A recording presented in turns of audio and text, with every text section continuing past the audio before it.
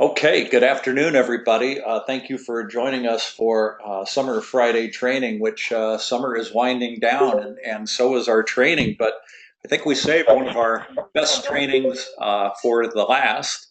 And today we've got Andy Bellingary, who is going to teach us a little bit about how to craft emails and voicemails to get a response, because I know everybody's frustrated with sending emails and voicemails and, oh, radio silent, nobody's getting back to me, and I know how frustrating that can be. Well, Andy's been a sales professional for, gosh, 20 years now, and he's been super successful, and a lot of that success has been from getting people to respond and call them back. And yeah, there's a lot of proactivity that Andy's done on his part, but there's a lot of craft as well in getting people to respond to you and to interact with you. So we're really excited that Andy's going to do this training for us today. So with that, I'm going to turn it over to you, Andy.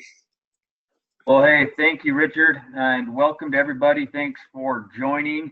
I can, in full disclosure, I think I might have an understanding of good emails and good voicemails versus bad emails and bad voicemails because I have sent and left my fair share of bad emails and bad voicemails. I feel like at times I'm like Thomas Edison and finding 1,000 ways of how the light bulb doesn't work before you finally find one that does work. So, it's interesting when, see here, when we talk about success in email or success in anything, no matter how basic a skill might be, it's still something that needs to be learned or honed or sharpened or practiced so that it can improve. And email is really no different. And despite email being the backbone of modern communication, nobody seems to be teaching how to email. And so hopefully this training today, while it may not dive deep into a lot of specifics, it'll give you a general overview or a foundation that you can use to build on, experiment with, and improve in your both your email and voicemail usage. So, first question we see is You know what? is uh, You know what's yeah, interesting though, Andy, is you're right. We don't learn how to do it. We don't really see that very often. But one thing's for sure is we all get emails and voicemails where we go, "Oh my gosh!" So they really expect me to respond to that. And unfortunately, that's the way I think we sometimes learn. We learn by knowing what not to do, not instead of what to do. right. We've all seen that email. I'm never going to send an email like that. But hopefully, this quickens learning curve, right? Gets you past those. So, so speaking of emails specifically, there's the question to open or not to open. And not only do we want people to open our emails, but of course we want them to respond to the question, to respond or not to respond to the email in the affirmative, right? We want people to both open and respond to those emails. And that begs the question, what is a good email, right? And here we see this guy down here with his Pac Bell computer. He's got his America Online email account that just gave him the famous alert, "You've got mail," and he's running over to his computer. Oh boy, I can't wait to respond, right? And we know those days are long gone. But to answer the question though, what is a good email? I would say the simple answer is a good email is one that gets a response, right? So when we take that good email, the one that gets a response, we can boil it down to its simplest form. And for us sales guys, an email can be nothing more than a pitch. We practice our we call them 30-second elevator pitch. We use to stand out from the crowd. It's what we might use to introduce ourselves to somebody at a networking event, or the first time we meet somebody.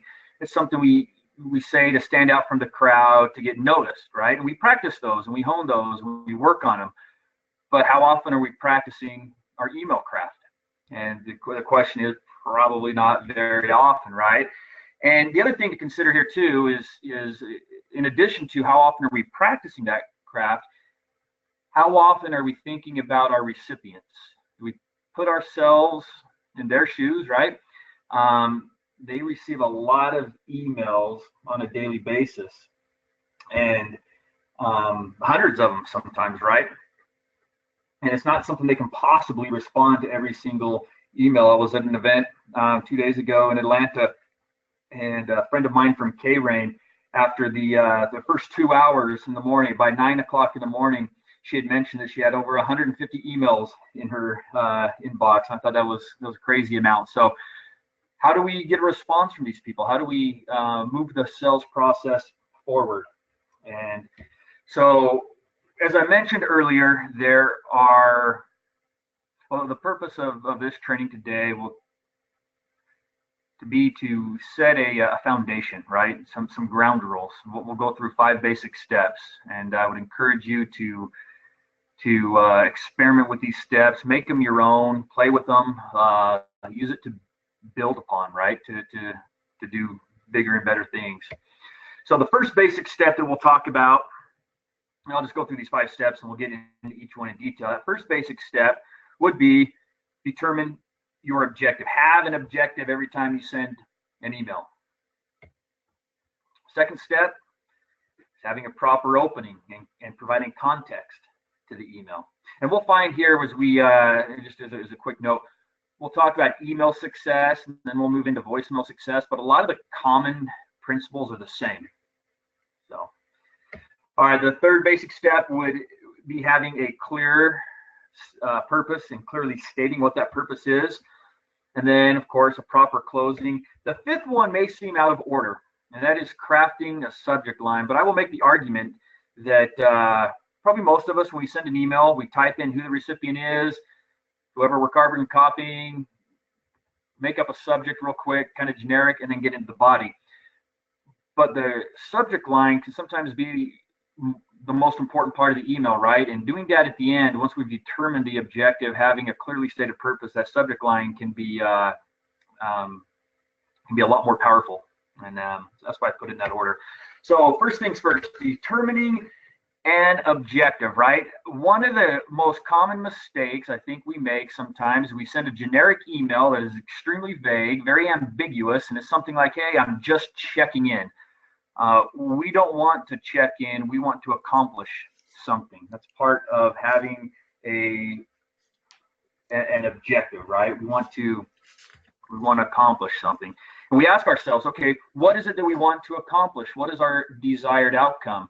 And that can depend on the type of email that we're sending. And there's several types of email that we might be sending, and each one may have slightly different objectives. For example, we could be sending an email that is more of information gathering. For example, maybe we're trying to clarify details of a request for proposal. Perhaps we're trying to gather information or get a status update. Some of the information sometimes we want to gather is to determine if an order that the customer said they were going to place has been placed. And sometimes that may just be a general inquiry. So those would fit into the gathering information type of email. There's also the type of emails that are open-ended dialogue. That's continuing conversation, keeping communication lines open. Maybe it's talking about the purpose of a future result or future benefit. There's also the type of emails where we're requesting maybe a meeting or requesting another specific action or asking a favor, perhaps. And sometimes we send emails just to keep in touch, and those are important emails as well. And lastly, sometimes an email is just to say thank you or convey information when no reply is necessary.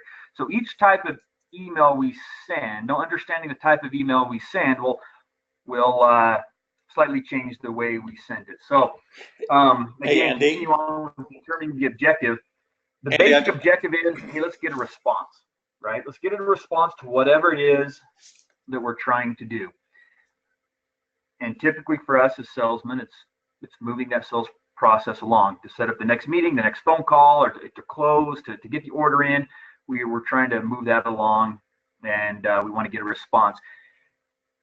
A mistake sometimes we commonly make is we try to do it all at once, right? It's no different than the game of football. You don't have to throw a Hail Mary, go for broke, get the touchdown in one big play. Sometimes it's, 4 or 5 yards here. Just move the chains. And sometimes that's what we need to do in our emails. Part of our objective is understanding how we need to move those chains along. So one thing I will mention, when we have a clear objective, we will be more focused, and the better we can get the result or the outcome that we're trying to get in that. So, hey, Andy, I've got a couple questions here. One's first a comment. We do a lot of email campaigns now at Jane.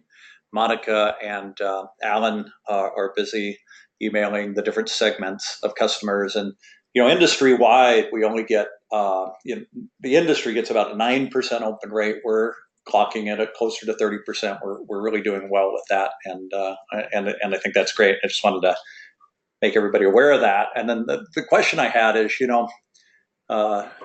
two parts of this question. The first part is, like you said, crafting that subject line is important. I see sometimes people really put their whole email in the subject line, right? Because they want people to see it and respond quickly. Is that a good tactic or not? What do you think about that? Yeah, so absolutely. No, we will cover that down in step 5, different types of subject line. But absolutely, if it's going to be a brief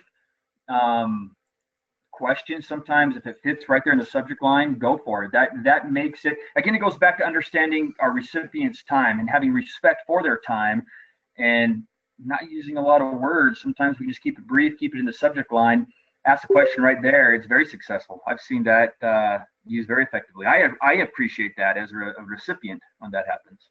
Yeah. Okay, good. Thanks. And then the other follow-up on this is, every once in a while, somebody or you have an experience with somebody where if you ask more than one question in an email, and I think it's people that really respond quickly, you ask more than one question, maybe 1, 2, or 3 questions, and they respond to the first one, and the second and third don't get responded to because they respond to the first one quickly and they don't fully go through your email. And any tips on that? Yep, that is actually going to be right down in, I think we cover that in step 3. But jumping ahead a little bit, yeah, no, absolutely. You want to limit that to maybe one, for sure, no more than 2 questions, because you end up inundating people. I've experienced that. I've asked 2 questions in an email and only 1 gets answered. Yeah, it's better to send 2 different emails with 2 different questions than 1 email with several questions in it. Okay, great. Thank you. Yep. Okay, so once we've determined the objective of the email, we get into writing it, right? We get into our opening and context. So context, of course, is what gives content. Content is the body of the email. Context gives it meaning. It helps clarify that a little bit. So opening and context, a proper greeting, and use the person's name. Make sure it's spelled right. I'll tell a quick story. When I worked at Par 3, a coworker of mine, we had a customer, her name was Trish Nash. And in a quickly typed out email, instead of saying Trish Nash, he typed trash. That email went out. And she, of course, got a good laugh at it, but it could have been disastrous. So make sure you spell the person's name right. Nothing's more personal than somebody's name. So a couple good examples of some greetings. There's hi, hi Richard, tried and true winner. If you want something a little more formal, you can put a dear in front of it. Dear Richard, that'd be a very formal greeting. There's also, if you're sending to more than one person, just greetings. Those are 3 very successful greetings you could use. If the person doesn't know us, we need to introduce ourselves. But typically, we are dealing with people we know. Therefore, we need to reemphasize either the initial email or the meeting or the phone call. That gives context to our email. So, for example, a way to give context could be, hey, we met last week at whatever event, or so-and-so suggested I contact you, or just following up on last week's email regarding whatever it was. That helps give context to everything else we're going to say, helps focus the email a little bit more as well. So that would be step 2, our opening and context. Then we get into having a clearly stated purpose. It was William Shakespeare who said, brevity is the soul of wit. Brevity is being brief, right? We want to, and brevity being the soul of wit, I will tell you that brevity is also the soul of a well-crafted email. We want to clearly state the purpose, be brief with it, and move on. So with that in mind, how do we have a clearly stated purpose? We quickly want to answer, what's the point, or what we need from the person we're sending to. Skip long introductions. We don't need to go into backgrounds and compliments. Sometimes we feel the need to tell a complete story from a lot of different angles, and it ends up either people get bored and stop reading the email, or they just don't respond in general. So we want to avoid that. Specifically, state our point and use as few words as possible, kind of the Twitter effect. We've all gotten better at being brief in typing because of Twitter. We want to apply that sometimes to as well, with proper grammar. I will state that.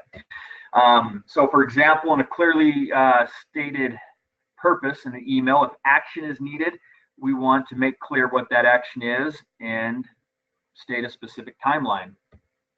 A great way to have a clearly stated purpose is to use bullet points.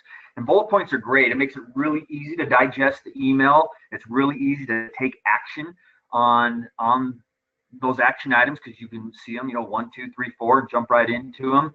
And it makes it a lot easier to respond to. And again, we want to create emails that are easy to respond to. And using bullet points is another best practice there. And one best practice I like, if no action is needed, if we're sending that email where it's just information, I think we would get a collective sigh of relief from our recipients if we simply state no reply is needed. At them, we respect their time. And I think in the future, because they know we respect their time, they'll be more likely to respond to us down the road. So a couple other things real quick on having a clearly stated purpose. I like the 3 C's. That's just being clear, concise, and compelling.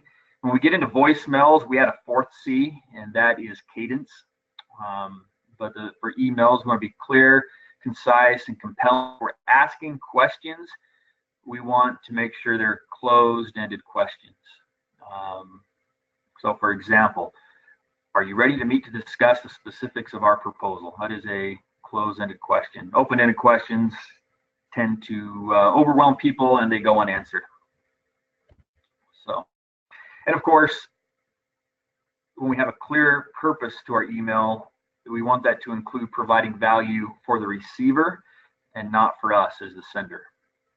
Nothing's worse than getting an email that is all about somebody else and just requires a burden be placed on the receiver.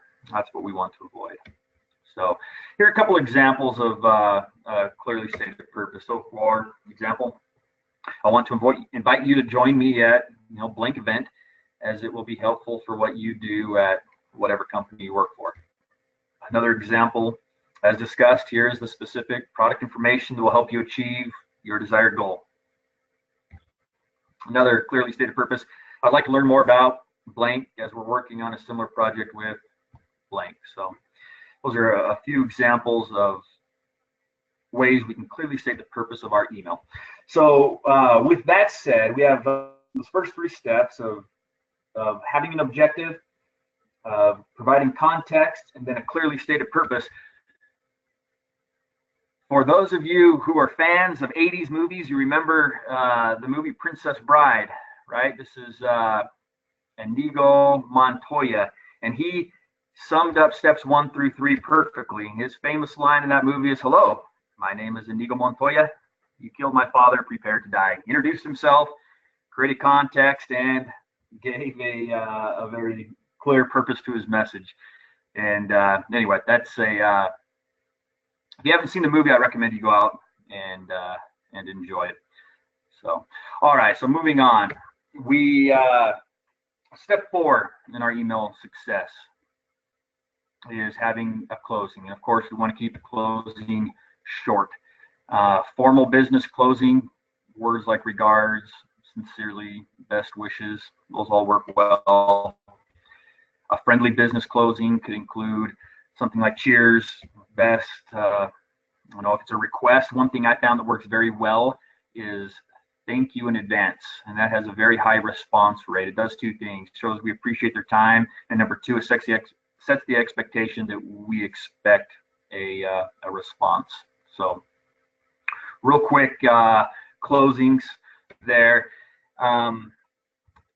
Along with that is our signatures. We want to make sure our it's simple. Have a phone number. Emails are redundant. We can have a link to our webpage, social media. Of course, no images, no silly quotes, things like that. Sometimes kind of tend to distract more than they help.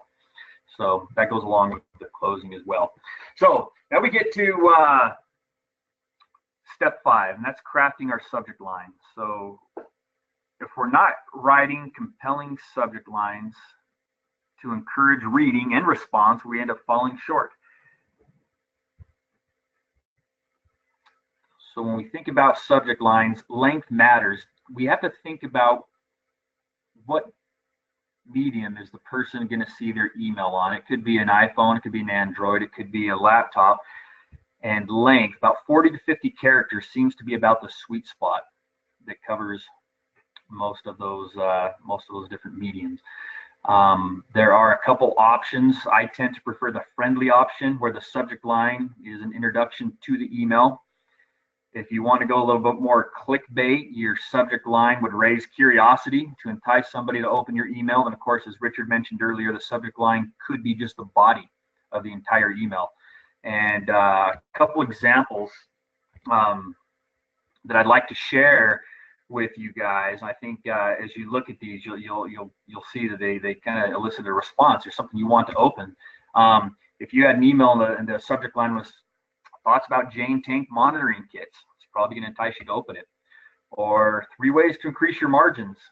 Maybe a little clickbait, but hey, I'm always interested in increasing margins. Very specific. Are you available tomorrow at 2 p.m.? Use somebody's name. Ed, I got a quick question for you. That's going to help increase both the open rate and the response rate. And sometimes use the person's boss's name. Hey, Eric mentioned I get in touch. And those would be great subject lines that I think would help not only improve our open rate, but also the response, getting a response. Oh, last one. I threw this one in for David.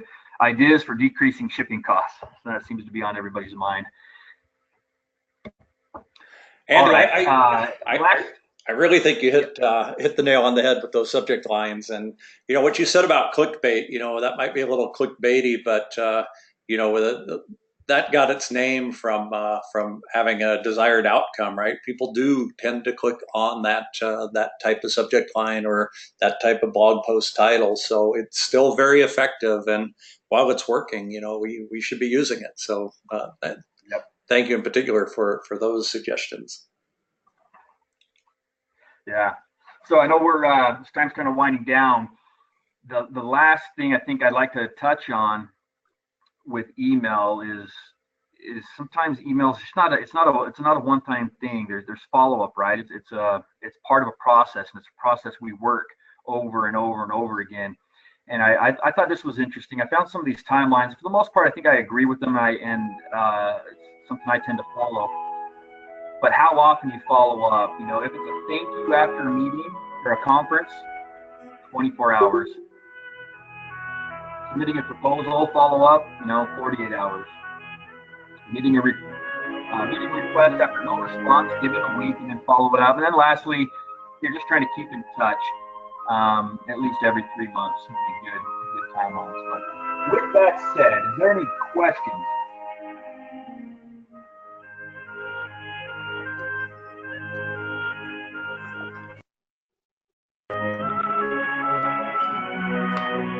Hey, Andy, can you still hear everybody? I can't hear anybody. I'm hearing music right now. Yeah, someone's got some music on. Okay, good. They stopped. So anyway, yeah.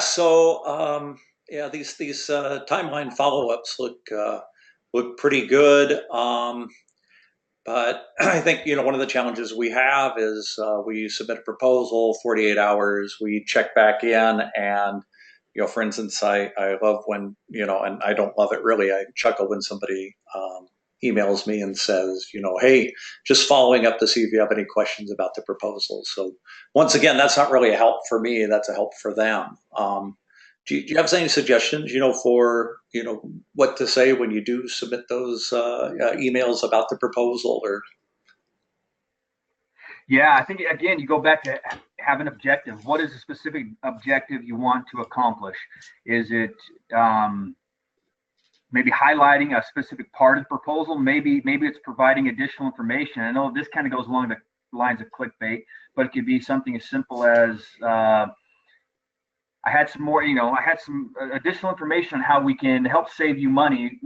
Do you have time to talk this afternoon? Something where it's specific and you're going for a response. Maybe you're not going for the entire, yes, I want to sign you up right now. You're not going for the entire yardage all at once. You just want to get that response. Yeah, I have time to talk. And then you can schedule the phone call or the in-person meeting to actually talk about those specifics. So I think starting off with an objective, and sometimes you have to break that objective down into smaller objectives to just move the ball forward. You're trying to pick up a few yards at a time. yeah, I think that's a great point because look, so many times I'll get an email or maybe I'll send an email. Are you available to meet next week? And then they have to respond yes. So what day? And I could just shorten the whole process by saying, are you available to meet? And if it's in person or on the phone, this day at this time, and be very specific. And I think that shortens up the whole timeline for people. Right, and I've used that successfully. And if I throw out a specific date and time, I usually get a response. No, I'm not available, Wednesday afternoon, but I'm available all Thursday morning. Great, I'll be there at 9 a.m. Yeah. And we're done. Right. So I think that's that's perfect. Think about the objective, what you want the outcome to be, and then make sure your email gets you there with one response. Yeah, and the last thing I think I'd say, so the this pattern for crafting emails, this having an objective, creating context, being very clear, having a good closing, those same principles relate directly to leaving voicemails. The one different thing I would say with voicemail is practice, practice, practice. Create a script that covers those 4 points and then practice it. And every time, probably the biggest mistake I know that I've ever made when I'm listening to somebody's voice message, that they're recording and I'm getting ready to leave a voicemail, my mind has already moved on to the next task. And then I get the beep and it's time for me to leave a voicemail and I'm not present. So having a script helps, cover these points. That way you make sure you're present. You're not just trying to wing it. It's actually crafted. And I think over time, it'll just become more and more natural. So it's like everything else. The more you practice it, the better you get. And it becomes a craft rather than something you're just kind of hip shooting. Boy, I think that's about the best voicemail tip I've ever heard, right? Because I'm guilty of it too. I'm waiting for the recording to stop and I'm on to an email or I'm doing something else. And then I hear the beep and then I'm not present. And then I leave a bad voicemail. Yeah. So that, and I would encourage everybody to try to create a script, practice it. And I would love to hear from the group best practices with emails and voicemails that as you get out and practice these things, build upon these fundamentals. I'd love to hear what works. I think really as a team, we can all help each other and really elevate the all of our skills as a company as we share these things with each other. And maybe don't be afraid to ask for feedback from our coworkers as well. So okay, well, Andy, it's 1:30 right now, but we do have some time for a few more questions. If we have anybody who has a question out there, we want to just pause here and give them a chance. but I do know, that myself, I very much did learn quite a few things this afternoon, Andy, on this, and certainly we'll have this up on the website later on today so people can review it. There's a lot of good content in here. And Andy, I want to say thank you for putting this together and helping us. And once again, anytime that we can use an email or a voicemail to shorten the process or shorten the timeline of getting a sale done or getting a customer satisfied and serviced correctly, the better off we're going to be and our customers are going to be. So thank you very much for doing this. And thank you, everybody, for joining us this afternoon for Summer Friday training. And this is actually the end of the Summer Friday training. So we're not going to be back next week, but we'll be back in touch with some more fall training here as soon as we get a schedule. So thank you very much, everybody. Talk to you soon. Hey, Andy. Yes. Hey, Andy, it's Monica. Before you leave, I just wanted to say that this is wonderful material. I actually took a class in college in regards to email etiquette, and I've got to say that you were right on target with everything. And I feel like the way that you express and present yourself through an email determines a lot in what's going to happen there on out. So great job on formulating your presentation. You did really, really great. Well, thank you. Hey, I look forward to your feedback as I email you more and more, and I have to make sure I'm on my A game because you're already expert level of this. Right. There's some pressure now. I'm a grammar Nazi, so we'll see how this goes. Oh, thank you, Monica. Thank you. Have a great weekend, guys. All Talk right. to you soon. Thanks, everybody. Bye-bye.